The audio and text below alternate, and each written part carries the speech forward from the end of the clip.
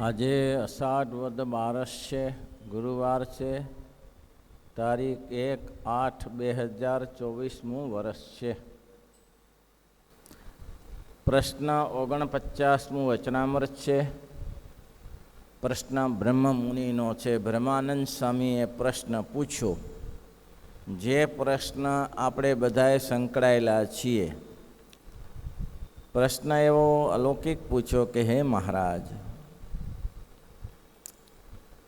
ભગવાનને વિશે વૃત્તિ રાખીએ છીએ તે તો સુધી જોરે કરીને રાખીએ ત્યારે રહે છે. ભગવાનમાં તો પરણે પાડા મૂંડવા જેવું છે. બાકી જગતના પદાર્થમાં સહેજે સહેજે રહે છે, એમાં કંઈ આશ્ચર્ય નથી. આ ઢાળો જીવને આ 1 વર્ષનો નથી, અનાદિકાળનો ઢાળો પડી ગયો છે. જીવ જંતુમાં આવ્યો ત્યારે તેને વિષયો પ્રિય લાગ્યા છે. ગાય હોય, ભેંસ હોય, ગધાડું હોય, જે હોય તેને વિષય પ્રિય છે. એ વિષય વગર રહી શકતો નથી. શ્રીજી મહારાજે વચનામૃતમાં દ્રષ્ટાંત કહ્યું કે અમે જ્યારે અયોધ્યામાં હતા ત્યાં એક મંદિર હતું રામગલોલાનું. એટલે અમે ત્યાં જતા અને ત્યાં વિશ્રામ કરતા અને અંતરવૃષ્ટિ કરીને બેસતા. ત્યાં એક કાયસ્થ આવતો અને ગાલ વજાડીને શિવજી પાસે માગતો. એ મંદિર છે અત્યારે પણ નાનું મંદિર છે. હે ભોલેનાથ, મારા ઉપર દયા કર અને હવે આજ પછી મને મનુષ્યનો કોઈ દિવસ જન્મ ના આપતો. આ જન્મમાં તો તાંબુ ખાઈ ખાઈને મરી ગયા, તેમ છતાંય વિષયને પૂરતી રીતે ભોગવી શકતા નથી. માટે મને હે મારા ઉપર શિવજી રાજી થાય તો લંબકરણનો અવતાર આપજે. લંબકરણ એટલે ગધાડાનો અવતાર, કે સુખે કરીને વિષય તો ભોગવાય. આ જીવની વર્ષોથી આવી વાસના છે.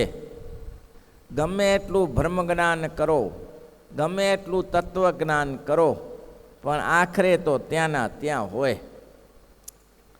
મેં કહ્યું હતું ને કે પહેલાં ભાઈઓ લોખંડ ટીપતા હતા, તો લોખંડ ટીપતા ટીપતા શું બોલે?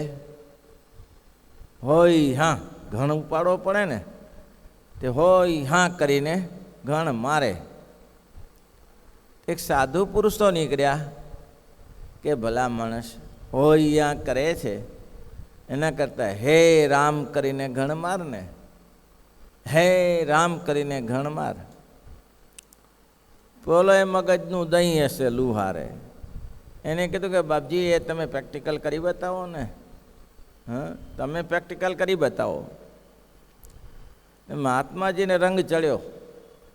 એ મહાત્માજી કે એમાં શું મોટી વાત છે, લાય હું બતાવી દઉં, પછી તું એ પ્રમાણે કરજે. તેને ઘણ લીધો હાથમાં, હથોડો લીધો હાથમાં અને ઉપાડીને જોરથી લોખંડ ઉપર માર્યો. હે રામ કરીને માર્યો. હા, હે રામ કરીને 2 વાર તો હે રામ થયું. પછી શું થયું? 2 વાર તો થયું અને પછી 3જી વાર હૈસો. ઘણ મારે એટલે હૈસો. એટલે પહેલાં એ પૂછ્યું કે બાપજી ये क्या करते हो, હૈસો क्या करते हो, હે રામ બોલો ને.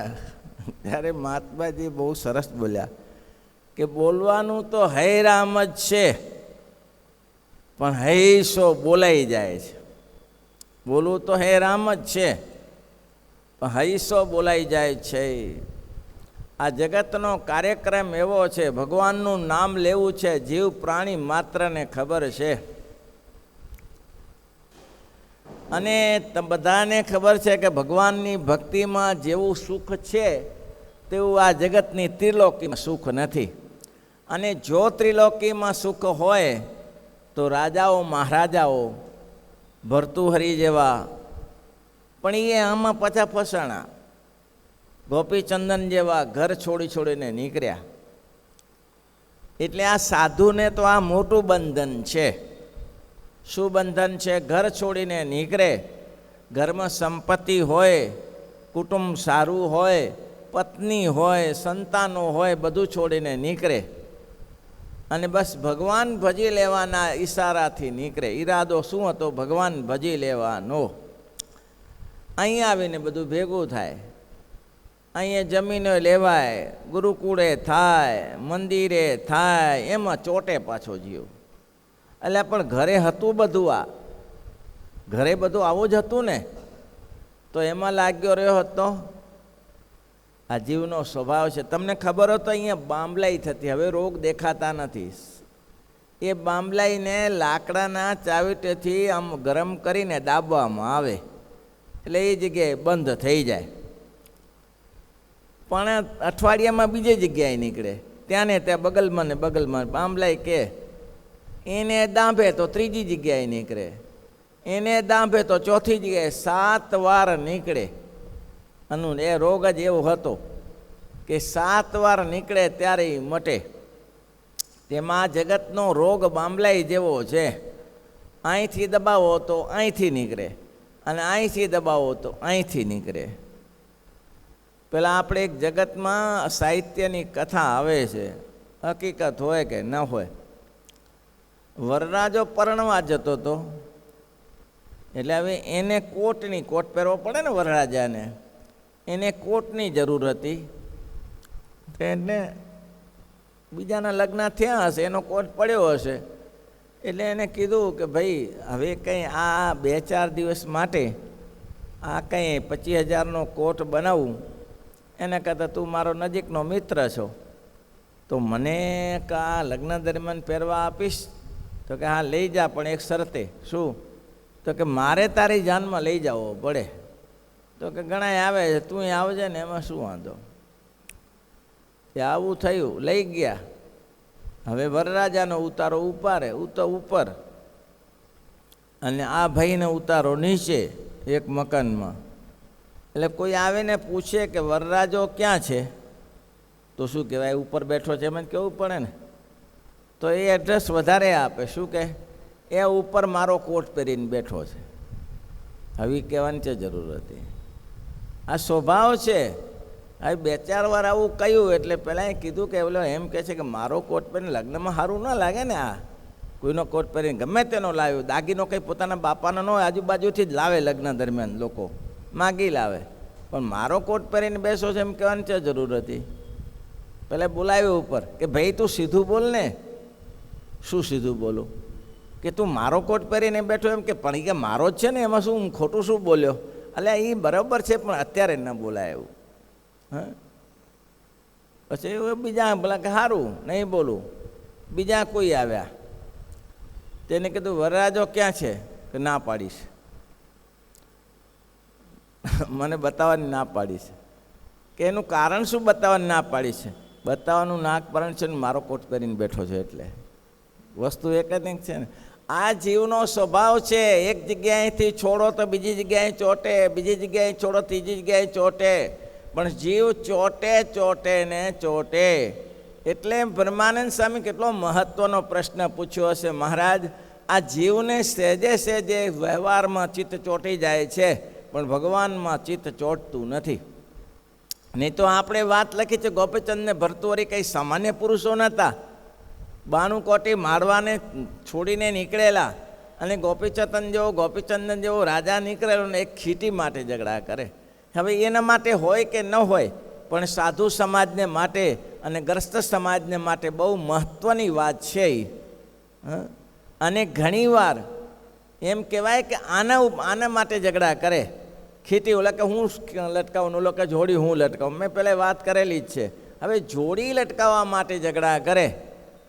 તે એક કર્મચારી સફાઈ કરનારી હશે, એમને હસવું આવ્યું. એને શું હસવું આવ્યું? કે આ મારા પીટિયા સાધુ થયા છે, અને સાધુ થયા છે ને એક ખીટી માટે ઝઘડા કરે છે. આના કરતાં ભર્તુહરીને ગોપીચંદ શું ખોટા હતા? રાજ્ય છોડીને નીકળ્યા, 92 કોટી રાજ્ય છોડીને નીકળ્યા, વિશ્વનું રાજ્ય છોડીને હરિશ્ચંદ્ર નીકળ્યા, ગોપીચંદન નીકળ્યા, અને આ ખીટી માટે ઝઘડા. આટલું કોઈ જગાડનારું હોવું જોઈએ. એટલા માટે ગુરુ જોઈએ. ગુરુ જગાડતો રહે કે સાવધાન રહેજો, પગ લપસી જશે, પડી જશો. એક કથા બહુ સાંભળેલી, સરસ સરસ છે કથા. મોટું ઝાડ હતું 50 ફૂટ ઊંચું, એમાં કંઈક લેવા જવાનું હતું. એટલે ચેલાને ગુરુએ કહ્યું કે ઉપરથી આ વસ્તુ ઉતારતો, આ ફળ લેવું હશે, ગમે તે લેવું હશે, અહીંયા ફળ છે ઉતારતો. એટલે ચલો ઉપર ચડ્યો. ઉપર ચડ્યો ખરો, એટલે ગુરુજીને કહ્યું કેટલે સુધી જાઉં? તો કે એ ફળ ઉતારવું છે, પણ ગુરુજી એ તો પડી જવાય એવું છે, બહુ ઊંચું છે. તો કે પ્રયત્ન કર, ઊંચું છે એમાં શું, ઉતરી જશે, થોડી સાવધાની રાખીને જાય, એમાં શું વાંધો, જવાય જવાય જા. અને છેક ટોચ ઉપર ચડ્યો, પતલી ડાળખી હતી ત્યાં ચડ્યો અને ત્યાંથી ફળ ઉતારી લાવ્યો. નીચે ખાલી 5 ફૂટ બાકી રહ્યું ત્યારે ગુરુજી કે ધ્યાન રાખજે હો ભાઈ, ધ્યાન રાખજે, પડીશ, અલ્યા ચેતજે. પેલો નીચે ઉતરીને કે ઉપર ગયો ત્યારે ધ્યાન રાખવાનું ના કહ્યું, છેઠ ઉપર ચડ્યો ત્યાં સુધી કંઈ બોલ્યા નહીં. હવે નીચે ઉતરી આવ્યા પછી શું ધ્યાન રાખવાનું? તકલીફ ત્યાં છે, ગુરુએ કહ્યું. ઉપર તો તારી સાવધાની જ રહેશે, તને ખબર છે બીક લાગે છે, પડી જઈશ, પણ તું નીચે નિર્ભય થઈ જાય છે. નીચે તું નિર્ભય થઈ જાય છે એટલે ક્યારે પગ લપસી જાય એનું ઠેકાણું નહીં. અને તમે જોજો ઘણી જગ્યાએ આ જ થાય છે. એમ તો હાસ પતી ગયું. એક છોકરાને કીધું કે પેપર કેવા ગયા? જોરદાર ગયા. કે આજે એક સામાન્ય પેપર છે, સામાન્ય પેપર છે, હવે એમાં તો કંઈ પાસ થવા નપાસ થવાનો પ્રશ્ન રહેતો નથી. મેં કીધું સાવધાની તો રાખવી, પણ ના ના આમાં શું સાવધાની રાખે, ધરખમ પેપર નીકળી જાય ને એમાં નપાસ થયો, બોલો. મેં કીધું આમાં કેમ નપાસ થયો? કે આમાં મને એમ થયું કે આમાં શું કરવા જેવું છે. લોકો ત્યાં જ પાછા પડે છે ભાઈ, મહત્ત્વના કાર્યમાં પાછા નથી પડતા, જ્યારે સામાન્ય કાર્ય જુએ છે ત્યારે પાછા પડી જાય છે. હવે એમાં નાપાસ થવાની તો થોડી મહેનત કરી જ પણ બેકાળજી. તેમ મોક્ષ માર્ગમાં જીવને બેકાળજી છે. બેકાળજી એટલે થાય છે, હજી ક્યાં વૃદ્ધાવસ્થા આવી છે, આવશે ત્યારે જોશું. હજુ ઘણો સમય છે, પણ ઘણો સમય છે એને ક્યાં છે? પત્ની પતિનો ક્લેશ દરરોજ થાય. પતિ પત્નીનો આ દ્રષ્ટાંતો ઘણા એના માટે છે. પતિ પત્નીનો ક્લેશ દરેજ થાય. પત્ની બહુ ભગવદી હતા એટલે એના પતિને કહે પ્રભુ માળા કરો, ભજન કરો, ભક્તિ કરો. તમે નોકરી કરો છો એ સારી વસ્તુ છે, ઘર પોષણ થાય છે, પણ આ એ કરી લેવા જો. પણ તું અત્યારે હુંકરા ચોટી છો, એનો સમય ઘણો બાકી છે. હજી 35 વર્ષનો 40 વર્ષનો જુવાન છું અને તું ખોટી લાગી રહી છો. એ સમય આવશે ત્યારે એ કરીશું, અત્યારે શું છે ત્યારે. હવે એમાં બીમાર પડ્યો ભળ, બીમાર પડ્યો તેવો બીમાર પડ્યો કે અડધી કલાકે દવા આપવી પડે.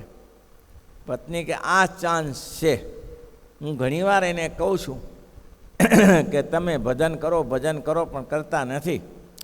એટલે પત્નીએ પેલા દવા માગી, એ જાણે છે દવાનો ટાઈમ થયો, હા આવું છું આવું છું, ચિંતા ન કરો, આવી પાણી ભરીને આવે. હવે અડધી કલાકે દવા આપવાની, કલાક થઈ ગયો. અલ્યા પણ દવાનું વિચાર ને, દવાનું વિચાર ને. તો કે આવું છું, જરા આ રોટલો ઉઠલાવી દઉં પછી આવું છું. હવે આમાં કલાક 2 કલાક નીકળી ગયા. પેલો કે તું શું મર્યા પછી દવા આપીશ? મર્યા પછી દવા આપીશ? તો કે હું એ જ કહેતી હતી, હું તમને એ જ કહેતી હતી કે મર્યા પછી ભજન કરશો. ભજન તો જીવતા થાય ને, મર્યા પછી ભજન કરશો. જેમ આ દવા મર્યા પછી ના લેવાય, તેમ ભજન પણ મર્યા પછી ના થાય. ભજન પણ જીવતા જ કરી લેવાય. પછી પેલાને જાગૃતિ થઈ. કોઈ ગુરુ હોવા જોઈએ હો ભાઈ. એટલા માટે કંઈ કુછ લેના ન દેના મગન રહેના, કુછ લેના ન દેના મગન. કબીર સાહેબનું પદ છે. કહત કબીરા સુનો ભાઈ સાધુ, કહત કબીરા कोई गुरु के चरण में निपट लेना, कोई गुरु चरण में निपट लेना, कुछ लेना न देना मगन रहना, कुछ लेना न देना मगन। घेरी नदिया नाव पुरानी, घेरी नदिया નાવ પુરાની. નદી ઘેરી છે, ભવસાગર બહુ અટપટો છે, એટલું પહોંચી વળાય એવું નથી. પ્રશ્ન બ્રહ્માનંદ સ્વામીનો છે, હે મહારાજ, જગતના વિષયોમાં સહેજે સહેજે પ્રીતિ રહે છે અને ભગવાનમાં જીવની ચિત્તવૃત્તિ ચોંટતી નથી, તેનું શું કારણ છે? પણ મહારાજ અહીંયા છેદ ઉડાડી નાખ્યો છે. શ્રીજી મહારાજ કે બ્રહ્મ મુનિ, એ વાતમાં તમારી દ્રષ્ટિ પહોંચી નહીં. હા, જે ભગવાનના ભક્ત છે, આ દ્રષ્ટાંતો એટલે કીધા કે સહેજે સહેજે આમાં વૃત્તિ રહી જાય છે. જેમ ભર્તુહરિને ગોપીચંદનને આ વાતની ખબર પડી કે આ બેન આપણા ઉપર ખીજાતા હસતા હશે, એટલે પૂછ્યું તમે કેમ હસો છો? તો કે બસ કંઈ નહીં, કે તમે ક્યાં અને ભર્તુહરિ ક્યાં અને ગોપીચંદન ક્યાં, તો બે જ હતા. તો પછી બધું મૂકીને રવાના થઈ ગયા. ઓલે તમે લટકાવો, ઓલે તમે લટકાવો, નીચે મૂકીને સૂઈ ગયા. તો ઊંઘ તો આવી જાય ને. ખીટીમાં લટકાવ્યો તો જ ઊંઘ હતા. ઘણા લોકોની આવી ખોટી આદત છે, આવું હોય તો ઊંઘ આવે, અહીંયા ઊંઘ ના આવે, અહીંયા ઊંઘ આવે, અહીંયા ખાવાનું ના ભાવે, અહીંયા ખાવાનું ભાવે. આ બધી મનની માન્યતા છે. મનની માન્યતા છોડવી પડે. આજને ને કાલે છોડશો ત્યારે ઠેકાણું પડશે, તે સિવાય નહીં ઠેકાણું પડે. એટલે બ્રહ્માનંદ સ્વામી કહે છે, મહારાજ જગતના પદાર્થમાં, મહારાજ બ્રહ્મમુનિને કહે છે, સ્વામી આ વાતમાં એમ છે કે જે ભગવાનના ભક્ત છે, જુઓ મોટા મોટા સચ્ચિદાનંદ, સદાનંદ આ બધા થઈ ગયા, તેને અખંડ વૃત્તિ રહેતી હતી. અને મુક્તાનંદ સ્વામીને મહારાજે પૂછ્યું કે તમે જગતમાં વ્યવહારમાં વૃત્તિ કેવી રીતે રાખો છો? મહારાજ, હાથ વૃત્તિ બહાર કાઢવાનો પ્રયત્ન કરું ને ત્યારે મથીને એક આંગળી જેટલી બહાર નીકળે છે. બહુ પ્રયત્ન કરું ત્યારે બહાર નીકળે છે. બોલો કેવું હશે? ભગવાન સિવાય બીજું ગમતું નથી, ભગવાન સિવાય બીજું કંઈ ગમે નહીં. હું આટલો પ્રયત્ન કરું કે મારે આ કામ કરવું છે, બહુ વૃત્તિને બહાર કાઢું, હાથ જેટલી બહાર કાઢું ત્યારે આંગળી જેટલી નીકળે છે. આ કરતા હશે ને કાંઈ? હા, સચ્ચિદાનંદ સ્વામી શ્રીજી મહારાજ ધરમપુર જાય અને અહીંયા હોય તો રુધિરે રુધિરે રૂવાડે રૂવાડે રુધિર નીકળે, ઉલટીઓ થાય. પણ મહારાજની આજ્ઞા એટલે તો સચ્ચિદાનંદ પ્રશ્ન પૂછ્યો છે કે મહારાજ પ્રિયતમ છે, એને પોતાના સ્વામી વગર, પ્રિયતમ વગર ચાલતું નથી. એને પ્રિયતમ આજ્ઞા કરે કે તમે વિદેશ જાઓ તો જવું કે ન જવું. જો જાય છે તો વિયોગ થાય છે, જાય છે તો વિયોગ થાય છે, નથી જતા તો આજ્ઞા લોપાય છે. તો શું કરવું જોઈએ? મહારાજે સરસ ગોપીઓનું દૃષ્ટાંત આપ્યું. ભગવાન શ્રી કૃષ્ણને માટે ગોપીઓએ કહ્યું શું કહ્યું હતું? નંદી કજન મારા નિંદા કરે, દૂરી જાના રહે મારડા જતા. કૃષ્ણ ધણી મારો કૃષ્ણ ધણી, એમ રહેશો મુખે ઘણું ગાજતા.